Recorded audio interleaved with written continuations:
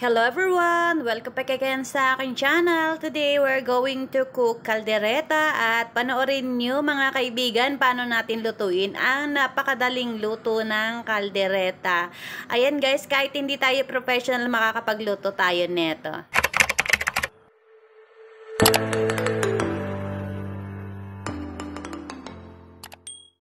Hello everyone! Today magluluto naman tayo ng ating ibang putahe at ngayon ay kalderetang baboy ang ating lulutuin. Ang kakailanganin lang natin ay syempre ang ating baboy na pork ribs. Napakuluan ko na to guys, kaya ganyan ang color niya para mas malinis. At syempre kakailangan natin ng carrot, potato o patatas, green peas, bell pepper at bawang at sibuyas at ang ating pampalasa na kaldereta mix. Ayan, umpisa na natin sa pagluluto.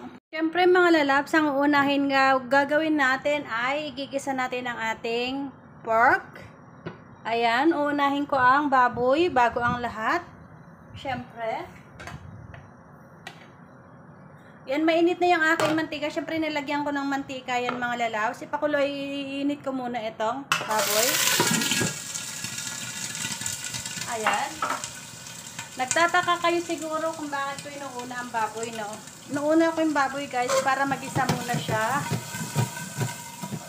At tinatakpan ko para hindi siya magtalsik-talsik yung ating baboy. Kasi magdudumi ang ating kusina na naman pag tumalsik-talsik siya. Yan, pabanguhin lang natin to mga lalabs. Pag medyo nag-brown na ng konti, pwede natin ilagay ang ating sibuyas at bawang. Depende naman sa inyo mga lalabs kung anong gusto nyo the way na pagluluto nyo. Kasi tayo iba-iba naman ang ating way ng pagluluto, no? Eto sa inyo sa Pilipinas, hindi na to pinakukuluan. Pero dahil sa amin dito, pork ribs na sanay kami pinakukuluan muna namin. Ayan, kita nyo medyo nag-brown na siya. Ilalagay ko ng ating, mga lalabs, ang ating bawang at sibuyas. Ayan. Tapos, pabanguhin lang din natin ating bawang at sibuyas. Ayan. Ang bango, no?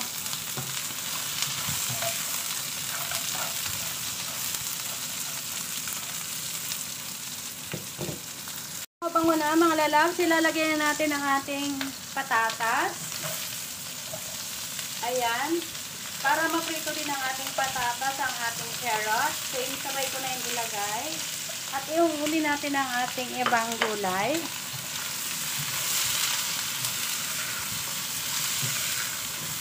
Wait lang natin silang mag-brown ng konti, of course.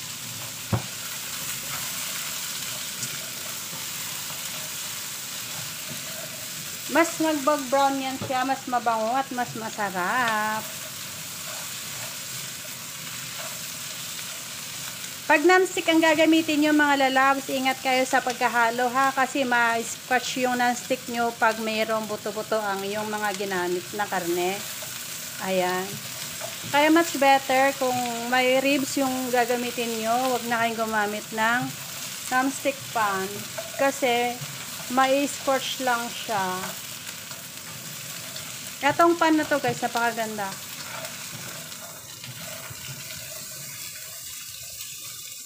Ayan, lutuin lang natin hanggang magkaroon ng brown ang gilid-gilid ng mga patatas natin. Tsaka natin ilalagay ang ating tubig.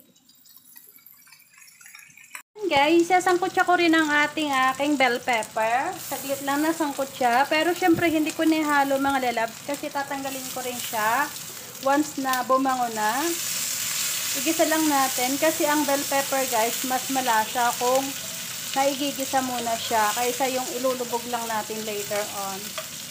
Gusto ko to yung ginigisa ko muna siya. Lumalabas kasi yung aroma ng bell pepper pag ginigisa muna natin siya. Yan, igisa lang natin. Kasi hanguin din natin ito mamaya. Kaya ako hinihiwalay.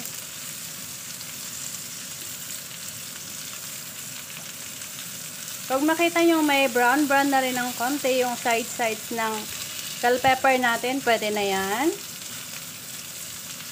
Ayan, okay na to mga lalabs. Na prito-prito na siya konti. Ayan. Hanguin na natin.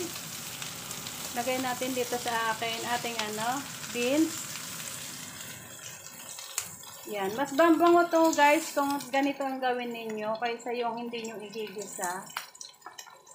Kasi syempre ito guys, pag sinama na natin to, ma-overcook na siya. Sabagay, ang bell pepper naman masarap pag na-overcook, pero ayoko na ma-overcook yung ating bell pepper. Ayan guys, dahil okay na to, pwede nating ilagay ang ating pampalasa at lalagyan na rin natin ito ng tubig. Ayan, ibubudbud ko na tong ating pampalasa. At isangkot siya lang natin. Ang bango. Ayan, mas mabango siya guys pag nagisa mo ng konti. Saka natin lagyan ng ating tubig. Ayan, ngayon pwede ko na siya lagyan ng tubig. Ayan, i-simmer lang natin siya hanggang sa maluto. Tama na yung tubig niya. Palambutin lang natin ang ating mixture. Tapos titikman natin kung tama lasa niyan later on. Okay, takpan lang natin. Ayan, tingnan natin mga lalabs kung okay na ba ito ang ating niluto. Marami pa siya sabaw. Pero tingnan natin kung malambot na ba siya or hindi pa. Malambot na siya. Pwede na ito. Yung mahulog. Malambot na siya, pero mas maganda kung palambutin pa natin konti. But anyway, pwede na natin ilagay ang ating bell pepper. At tikman ko muna mga lalabs kung tama na yung lasa niya. Ang sarap. Tama lang yung lasa niya. Ilalagay ko na ang ating bell pepper at ang ating green beans. Kita nyo ba? Ayan, para maluto na rin sila lahat. Hanggang magkonti na lang yung sabaw niyan guys. Ganyan na siya. Yan. Halo natin. Wait na lang natin siya na kumonti yung kanyang sabaw. Tapos luto na yan. Okay, takpan ulit natin.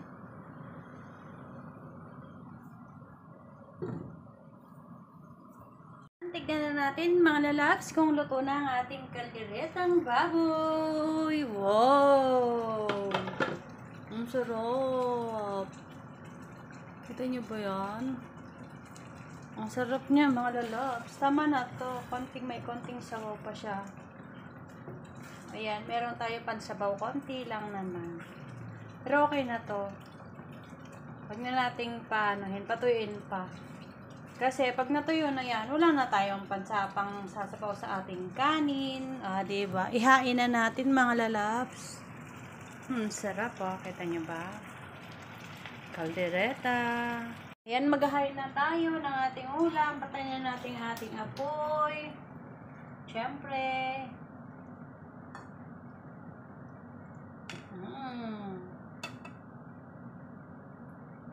Ang sarap ng ating kaldereta today, mga lalabs.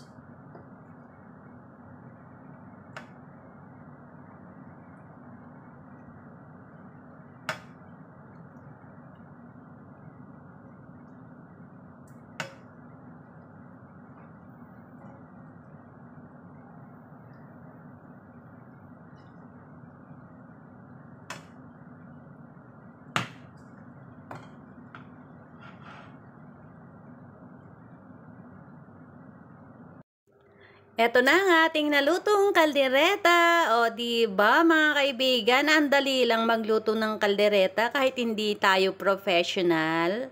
Sa mga baguhan po sa ating bahay today na nagpunta, salamat sa inyong pagpunta. Sana makadala ulit kayo sa susunod na mga araw. At sa mga datihan po, thank you so much for sa walang sawa ninyong suporta sa akin at sa ating channel. Salamat sa inyong lahat and have a blessed good night everyone. Please don't forget to subscribe, like, and share. Sa mga hindi pa nakapag-subscribe dyan, salamat sa inyong lahat. God bless you everyone. Bye-bye. See you next time.